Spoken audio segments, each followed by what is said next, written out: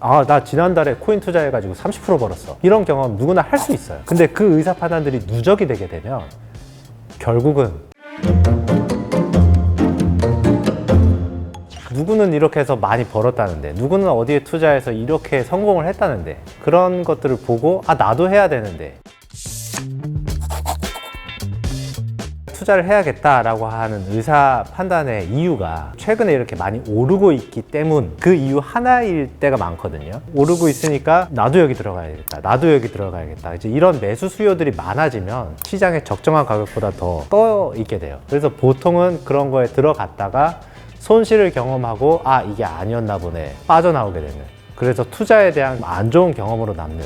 그래서 내가 어떤 자산에 투자를 하겠다라고 할 때는 그 이유에 대해서 잘 생각을 해 보셔야 돼요. 시장에 아무리 뛰어난 투자 전략가라고 해도 바로 다음날, 바로 일주일 뒤 이런 자산 가격을 좀 예상하고 투자를 한다? 이거 굉장히 어려운 일이에요. 내가 투자에 대해서 공부도 안 해봤고 어디에 어떻게 투자해야 되는지도 잘 모르는데 주변에서 코인에 투자한다, 뭐 나스닥에 투자를 한다 이랬더니 성공을 했다, 그 사실만 가지고 나도 그냥 여기에 동참한다 라고 하는 거는 조금 위험한 생각인 것 같아요. 뭐 이런 공부를 하시긴 또 어렵잖아요, 투자에 대해서.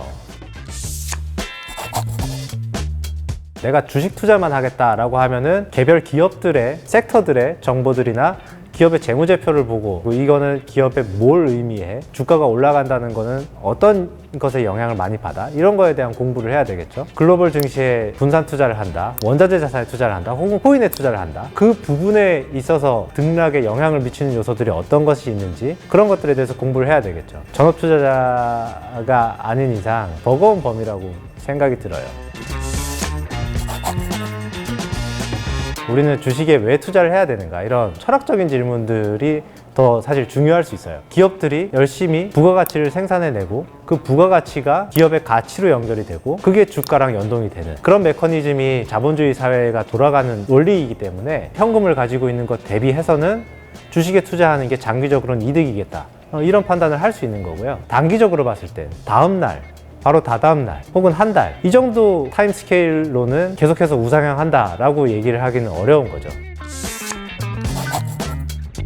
좀 수학 공부도 많이 해야 돼요, 사실. 증시에 투자하면은 지난 100년을 보니까 한 8% 정도 계속 올랐다 라고 하면 앞으로도 8%를 기대할 수 있겠네 라고 생각을 할 테지만, 어떤 해는 마이너스 2%, 어떤 해는 플러스 20% 이렇게 변동성이 크잖아요. 표준 편차를 내가 계산을 해보니까 8%야. 평균은 8%지만 플러스 마이너스 8% 안에 들어올 확률이 뭐 3분의 2 정도 되겠다. 그러면 뭐 내가 6년 중에 한 해 정도는 손실이 날 수도 있겠네, 뭐 이런 감을 가질 수 있는 거고, 한 3년 정도 장기 투자를 생각하고 있으면 연평균은 똑같이 8% 기대할 수 있겠지만 3년 평균의 변동성이라고 하면은 루트 3분의 8이 되거든요. 5% 정도의 변동성이 되겠네. 3년 투자를 생각을 하고 있으면은 손실 확률이 이렇게 줄어드는구나, 내가 어느 정도를 예측할 수 있겠구나. 당장 나 한 달, 두 달 이렇게 잘 하고 싶어. 그런 걸 위해서는 특별히 정해져 있는 방법이나 공식 같은 거는 잘 없는 것 같아요. 사람이 학습을 한다는 건 다 경험에 의해서 학습을 하는 것이거든요. 뭐 뜨거운 주전자를 만져봤더니 뜨거워, 내가 가스레인지 위에 있는 주전자를 만져보면 이거 만지면 안 되겠다 라는 경험을 학습을 하게 되는 거죠. 이 학습을 위해서는 경험이 한 2번, 3번 정도면 충분해요, 사람은. 이렇게 되면은 뜨겁다라고 믿게 되는 것이거든요. 투자에서는 그게 상당히 좀 위험한 게, 이렇게 올랐으니까 내가 이 시점이 내가 좋은 것 같아, 들어갔어요. 운이 좋아서 그게 성공을 했어요. 성공할 확률은 사실 생각보다는 커요. 오를 확률, 떨어질 확률은 사실 반반 정도거든요. 그래서 운이 좋아서 내가 성공을 했어, 내가 맞게 판단했다라고 학습을 하게 되는 거거든요. 그런 학습이 2번, 3번 이어지면은 투자를 잘 하는구나 라는 착각을 하게 돼요. 성공한 경험들은 기억을 하고, 실패한 경험은 이거 운이 나빠서, 시장이 나빠서 원인을 다른 데서 찾거든요. 그리고 성공한 경험들 몇 번 이어지면은 나는 좋은 의사 판단을 할 수 있어 라고 믿고 그대로 판단하는데, 그게 누적이 되면 결국 이 전략이 가지고 있는 그 엣지대로 가는데, 보통은 그 엣지가 없는 경우들이 많아요. 우상향할 리즈닝이 있는 자산들의 분산 투자를 해놓으면 대략 한 3년에서 5년 정도 스케일을 장기적인 안목으로 보신다면 손실 날 확률이 제로라고 말씀드리기는 어렵지만 거의 없다라고 보시면 돼요. 증시든 채권이든 이제 매크로 환경에 따라서 급등락이 있을 수는 있지만 성과를 기대할 수는 있을 것 같아요. 이것도 뭐 확답을 드리기는 어렵습니다. 항상 이제 가능성들은 존재하는 것이기 때문에 투자를 언젠가 수익이 나면 다시 뺄 자산, 그렇게 이해하지 마시고 투자는 평생 그냥 내가 하는 거예요. 그냥 은행에 넣어둔 돈도 굉장히 안전한 자산에 투자를 했다라고 이해를 할 수도 있거든요. 그것보다 조금 덜 안전한 자산에 투자를 한다. 이걸 앵커 개념으로 보면 좋을 것 같아요. 그러니까 어딘가에 모계좌, 은행 계좌가 있고 투자를 옮겼다가 내가 목적한 수익을 취하면 다시 옮겨오는 이런 개념이 아니고 이걸 그냥 앵커로 보시면 좋겠어요.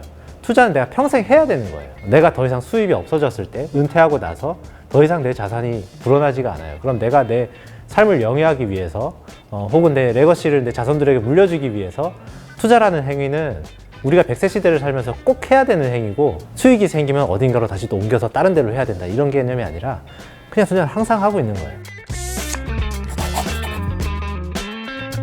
당장 한 달, 두 달 혹은 1년, 2년 뒤의 미래를 보면 안정적인 투자를 하면 내가 별로 얻을 게 없는데 내 자산이 뭐 한 10% 늘어난다고 해서 내가 크게 달라질 게 없는데 라고 생각하실지 모르겠어요. 조금 더 장기적으로 보시면 내가 10년 뒤 미래를 그려본다라고 했을 때 지금 당장 연 수익률은 조금 작아 보일지는 모르겠지만 지키는 투자를 계속 유지한다라고 했을 때 복리로 커지는 걸 무시할 수가 없어요.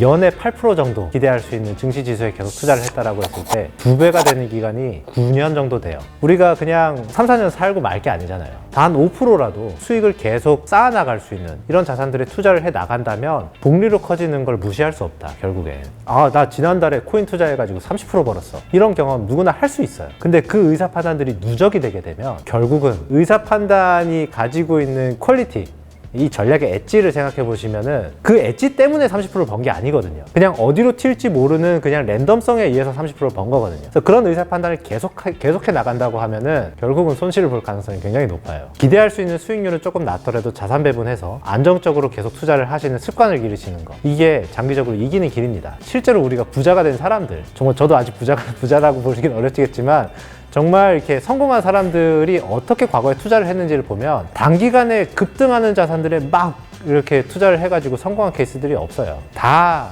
자산 배분 해가지고 따박따박 장기적으로 이렇게 꾸준하게 성공한 사람들이 결국은 성공하거든요. 장기적인 안목으로 지키는 투자, 자산 배분 투자 이런 걸 하시라고 좀 권유드리고 싶어요.